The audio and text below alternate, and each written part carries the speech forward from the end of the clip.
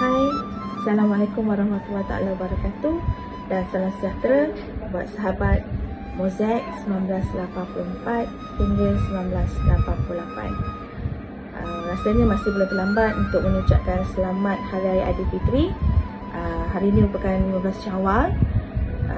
Semoga semua sihat dan masing-masing berpakaian indah untuk majlis reunion kali ini. First of all, ingin mengucapkan syabas dan terima kasih pada anda semua yang dapat hadir dan juga pada organizer yang arrangekan majlis reunion pada hari ini. Bukan senang nak kumpul semua, effort anda memang terbaik. Sebenarnya honestly rasanya nak sangat join you all semua, tapi apakah daya, masa tak mengizinkan, waktu pun tidak mengizinkan.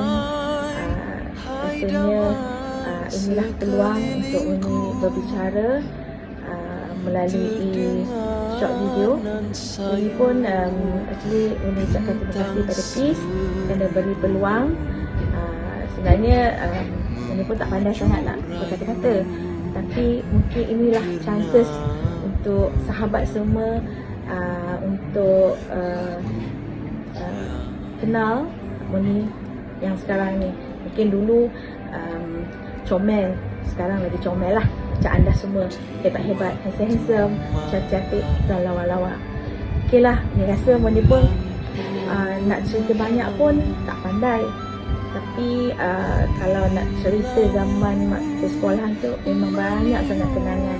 Kenangan manis, kenangan pahit, kenangan kena marah dengan cikgu. Banyak sangat kenangan. Rasanya rindu sangat zaman tu, yang mana kita tak akan dapat ulangi semua. Dan juga pada kesempatan ni, mengucapkan semoga sahabat semua yang ada sekarang sihat dalam rahmat Allah dan lindungan Allah. Dan buat sahabat-sahabat kita yang telah pergi meninggalkan kita, sama-samalah kita doakan yang terbaik buat mereka di sana, dan semoga kita bertemu di taman syurga bersama sahabat-sahabat yang lain satu hari nanti, insya-Allah. Untuk reunion kali ini, doakan anda semua dapat enjoy, boleh gosip-gosip, nanti share lah perkembangan terbaru atau melalui video. Semoga kita semua dapat mengimbau kembali kenangan dan buat kenangan yang ada sekarang ni untuk kenangan yang akan datang.